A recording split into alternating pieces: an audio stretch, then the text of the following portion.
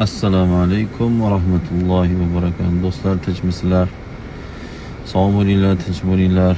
Alhamdulillah, issiq Xudoning izni bilan, xohishi bilan deyarli 40-42-45 bo'lyapti. Xo'p, men bu videoda olishim issiqqa nisbatan har xil yondim, yondirib, jonga tegdi degan gapni eshitib qolyapmiz. Undoq demaylik. Chunki butun olamlarni boshqargan Alloh quyoshni ham boshqaradi va uni issig'ini Alloh boshqaradi.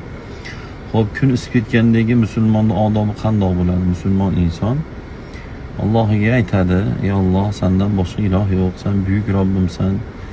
Har bir narsani sen boshqarasan.